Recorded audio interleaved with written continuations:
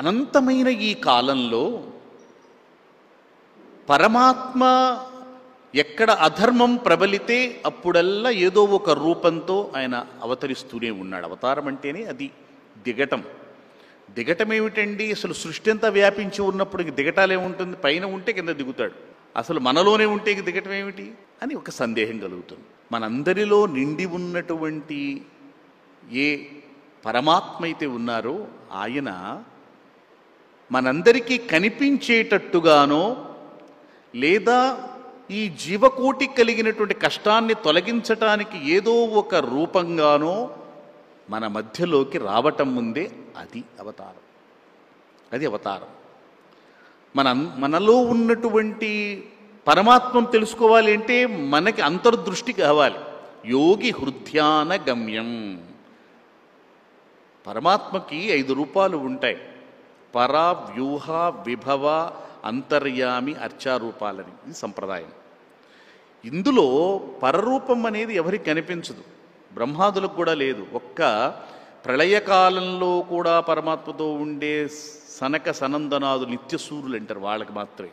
బ్రహ్మాదులకు కూడా కుదరదు. వ్యూహ రూపం ఉందే అది కనిపిస్తుంది.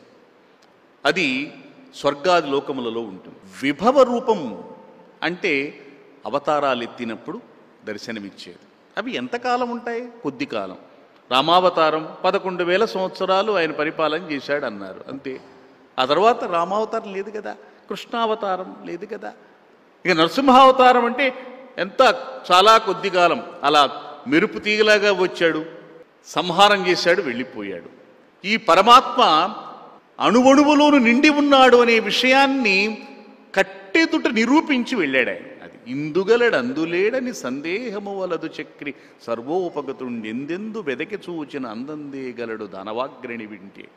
కాబట్టి సర్వాంతర్యామి, అంతర్బహిశ్చ తత్సర్వం వ్యాప్య నారాయణ స్థిత అన్నటువంటి వేదవాక్యాన్ని నిరూపించి స్వామి కళ్ళు తెరిపించి అజ్ఞానుల్ని, హిరణ్యకశిపుడు లాంటి అజ్ఞానులు చాలామంది ఉంటారు కదా సమాజంలో, ఎక్కడున్నాడు చూపించు అనేవాళ్ళు, వాళ్ళందరి కళ్ళు తెరిపించి ఇదిగో ఉంటాడు అని చెప్పి ఆ అవతారం అంతే.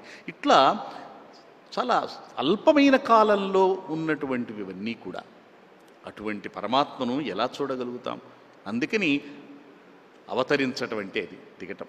మరి పరమాత్మ ఇలా అవతరించినప్పుడల్లా పరమాత్మతో ఎడతెగని బంధం కలిగి అనపాయిని అంటారు. అంటే విడిపోకుండగా అవినాభావ సంబంధంతో ఉండేటువంటి అమ్మవారు మరి ఆయనతో పాటు రావాలిగా. వస్తుంది. ఆవిడ స్వతంత్రంగా వచ్చేవి కొన్ని ఉన్నాయి, పరమాత్మతో కలిసి వచ్చేవి కొన్ని ఉన్నాయి. అవతారాలు పరమాత్మకి 10 అని మనం అనుకుంటాం తెలిసినవి. భాగవతం ప్రకారం అయితే 21 అవతారాలు, 21 అవతారాలు ఉన్నాయి. కాబట్టి అవతారం అంటే పరమాత్మ ప్రయోజనాన్ని బట్టి లోక సంరక్షణ కోసం అనేక రూపాలలో వస్తాడు ఆయన.